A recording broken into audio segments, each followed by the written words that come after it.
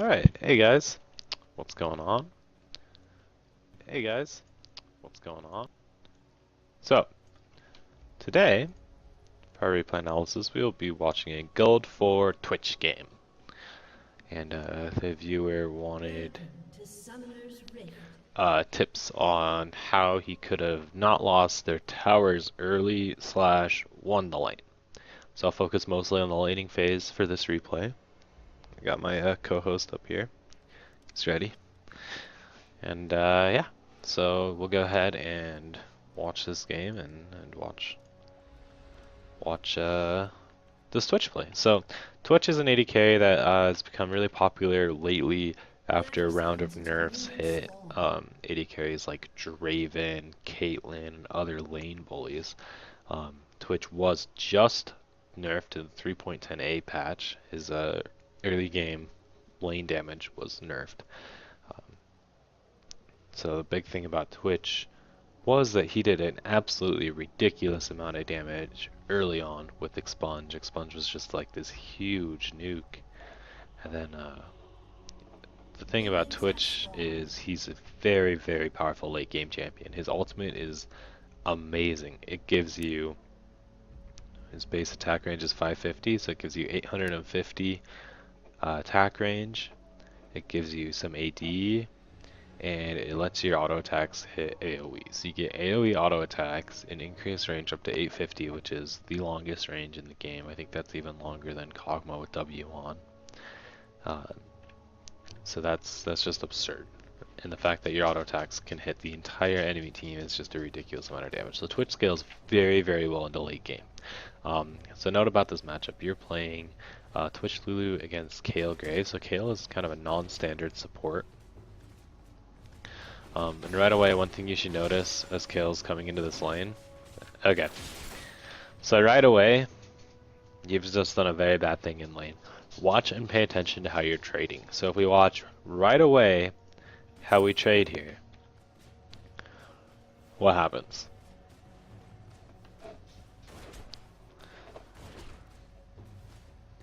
So Graves gets the Q on you.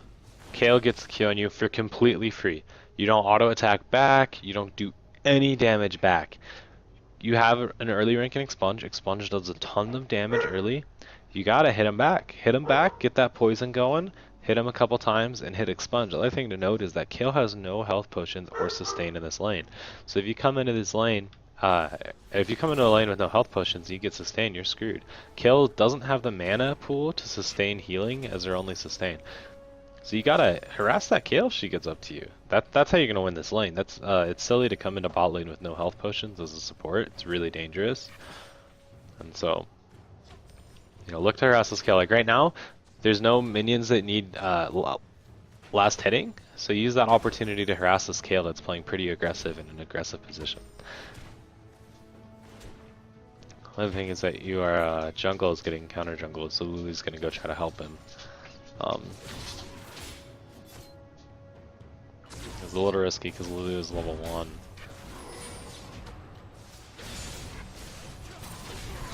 Alright, well you're able to secure first blood, so that worked out pretty well for you. You're definitely going to have to use summoner spells here.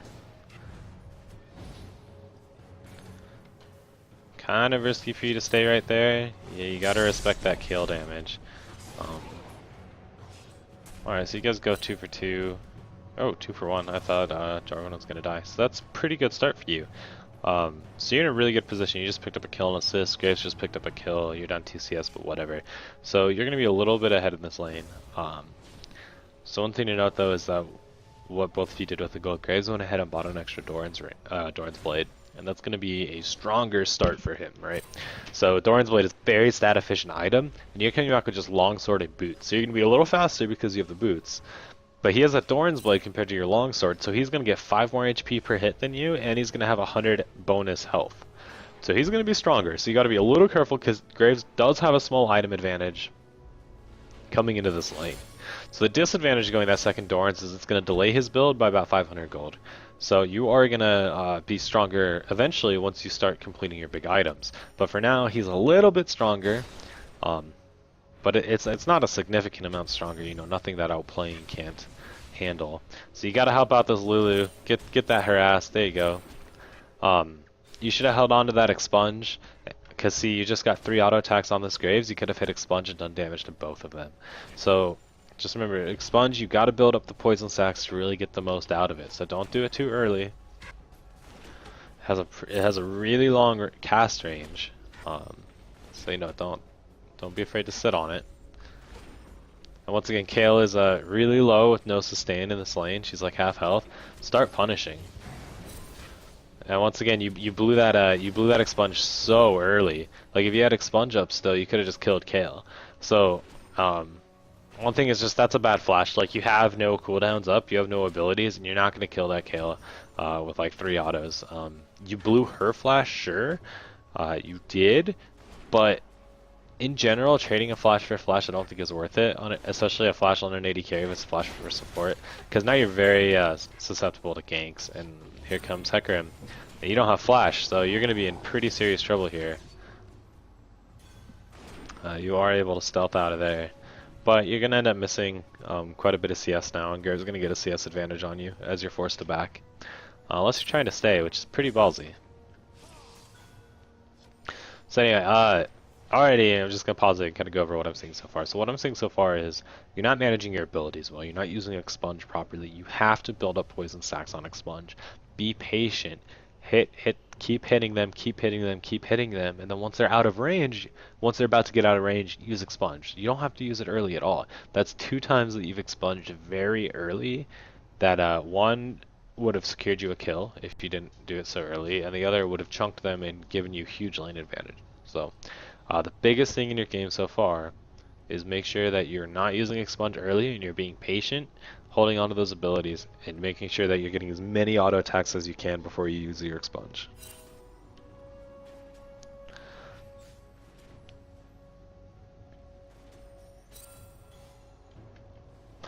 So at this point, I mean, this lane should be...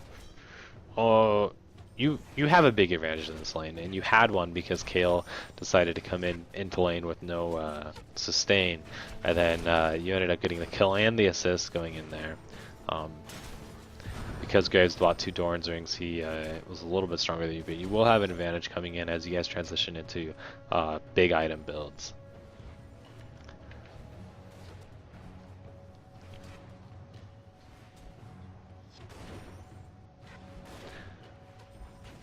So you're just last hitting, chilling until your Lulu comes back, and that's fine. Kayle's gonna try to harass you. Just make sure to trade damage with her. That was good. That was a pretty good trade for you. That was about equal damage. Kayle can be hard to trade with because she does do a lot of base damage, but that was perfectly fine how you did that.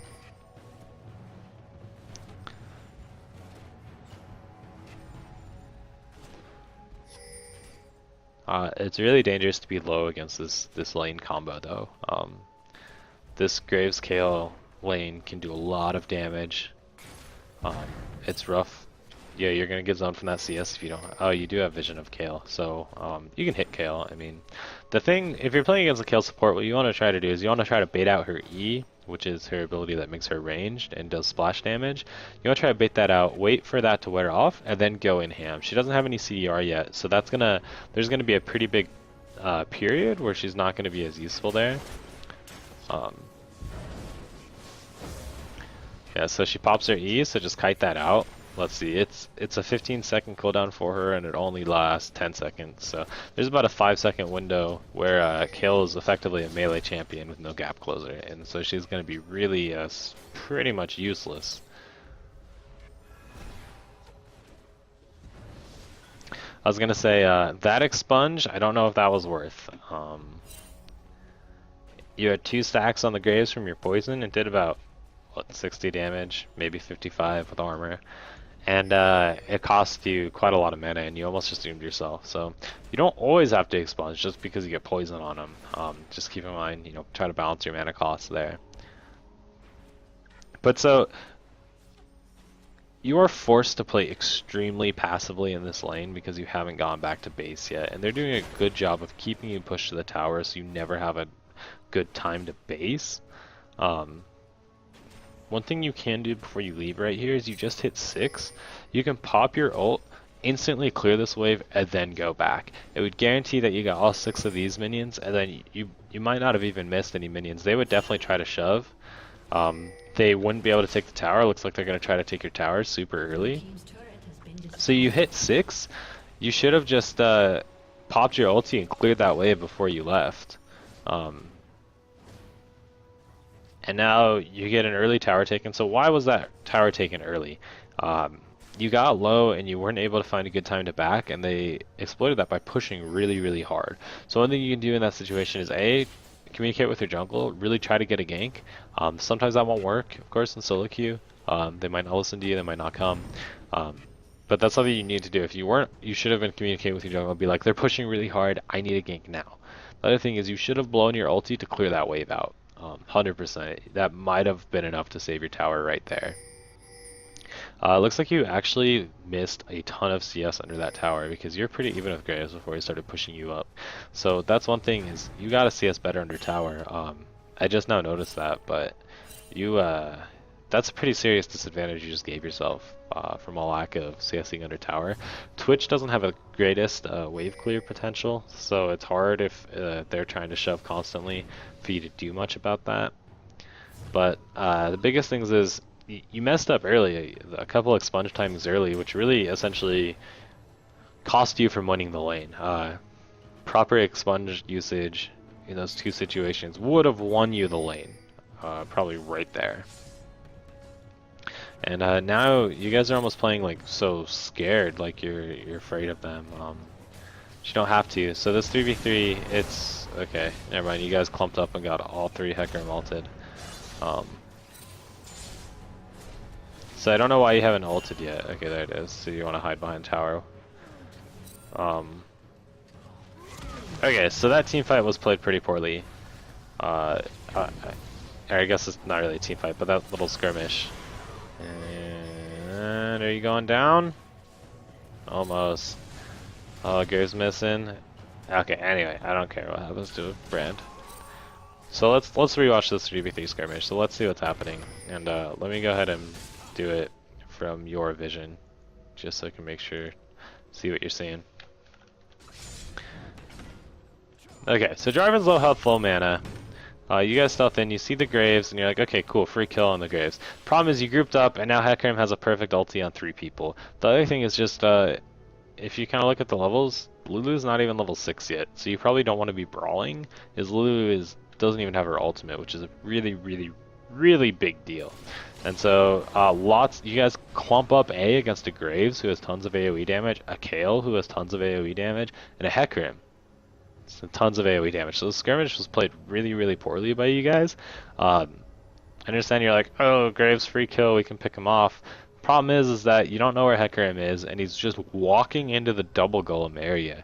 An AD carry isn't gonna do that unless they have backup. So you got to be a little careful about that. You just can't bunch against AoE. So poor group positioning, and on you, you can't group like that. It would be much safer to loop back around here, or just spread. I mean, your ult has huge range. If you see that Graves, you could pop your ult and shoot him from like back here. It would have been much safer. So you get chunked and you're just forced to leave. One thing I don't like is if you just watch your micro how you play this.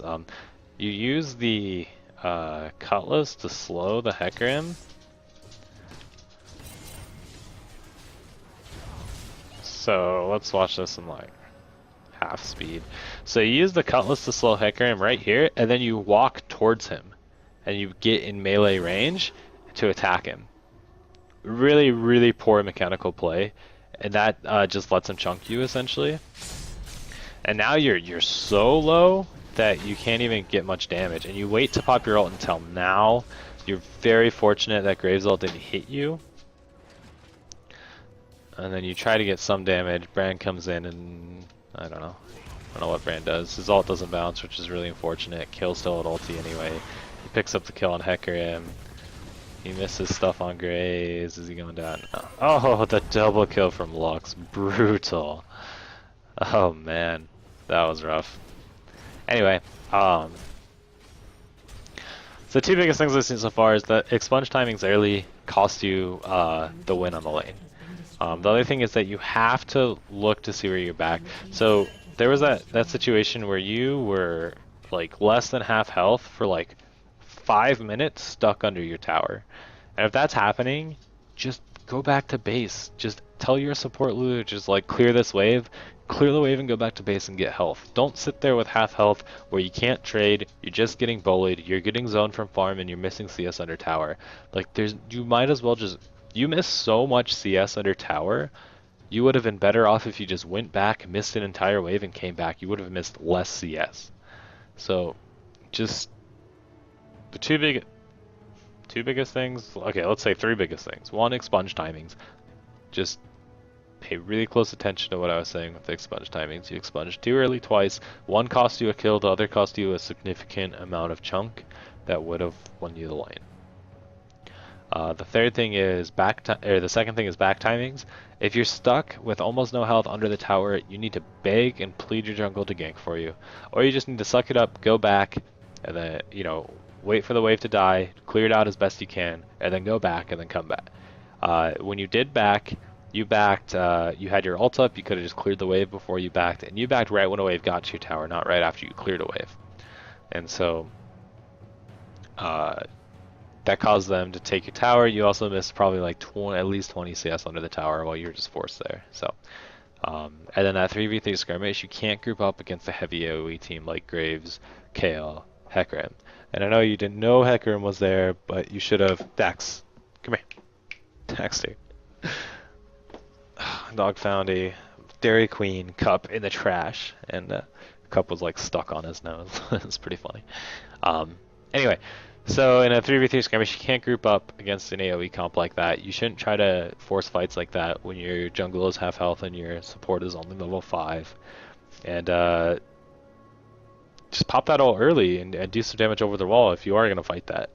This is a common issue I see in general with these lower level games. Like if you watch that Sonar replay, is people are like really hesitant to use their ults or their abilities, and you can't hesitate. You got to do it early and fast. In general, if you fight with someone and you hold on to your ult and they blow their ult and chunk you to 50%, your first instinct is no longer, oh, I can fight this guy because my ult's still up and I can use it. Your first instinct is, oh my god, I'm 50% and he's full, I need to run. But that's not true, right? Because you still have your ult and you could use that and instantly chunk him to 50% too. But for a lot of people, you don't realize that, and you don't keep track. You're like, okay, they just blew all their stuff. They're not a threat anymore. But I'm still a huge threat. They think, look at the life totals, and like, I'm half health, he's full, I just need to run. But anyway, this game is in really bad shape because you lost the lane. I think all your other lanes lost too. Even though you're 1-0-2, you lost the lane pretty badly. This is a good example where kill-death ratio pretty much means nothing. You lost your tower. You lost early kills. I don't know why you didn't continue going on that. Can I rewind that and let's watch that again? Can you go further? Yeah, so you land the slow and then you just back off. The kill had no HP. You could have at least forced an ult out of her. I'm really confused on that one. Like, you had Cutlass up, you had Expunge, you had ult even. You could have popped ult and definitely forced her ult if nothing else.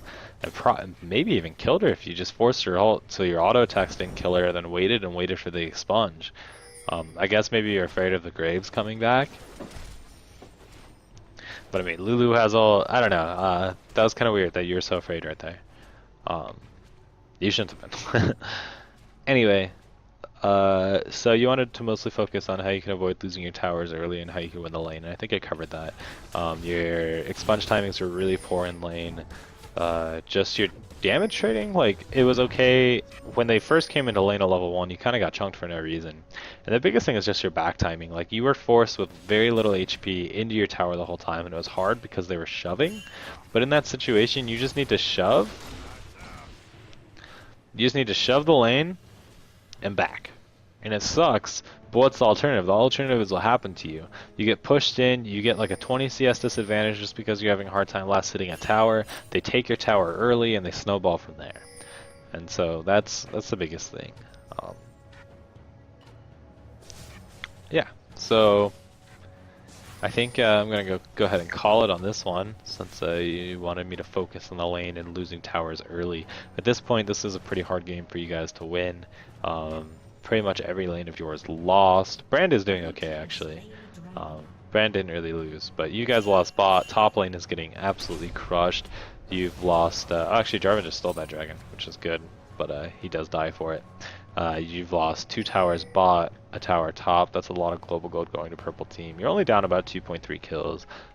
They have a really good AoE team comp though. You guys actually have an okay AoE team comp too, but I don't know. This game is gonna be hard to win at this point. You definitely still can. I mean, Twitch is a really strong late game if you farm up, but I think I'm going to go ahead and end the replay analysis on this one.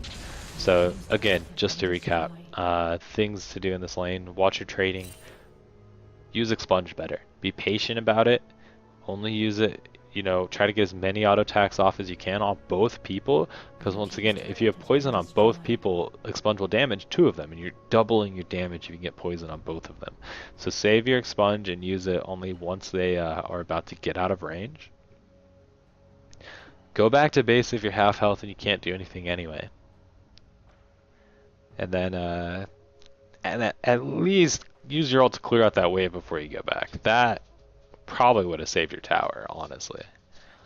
And just beg and plead for ganks, which is, I mean, sometimes your jungle isn't going to come, and that's fine. You just make the best of it. And then this 3v3 skirmish was pretty bad for you guys.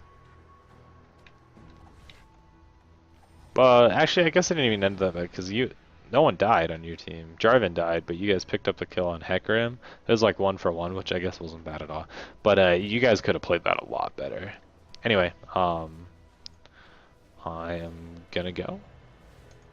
So thanks for watching. Oh, and I do apologize for yesterday and Wednesday for not having replay analysis done. Wednesday, something really, a really important job interview came up, and so I needed to prepare for that. And yesterday, to be honest, I just overslept. So no real excuse for yesterday. That one's my bad. But stay tuned. Next week, I will try to do one every day again at 10 o'clock. Pending any big things like interviews, I will have another interview next week. And on that day, I probably won't be able to do replay analysis. So anyway, thanks a lot for watching, guys, and I will see you later. Where's OBS?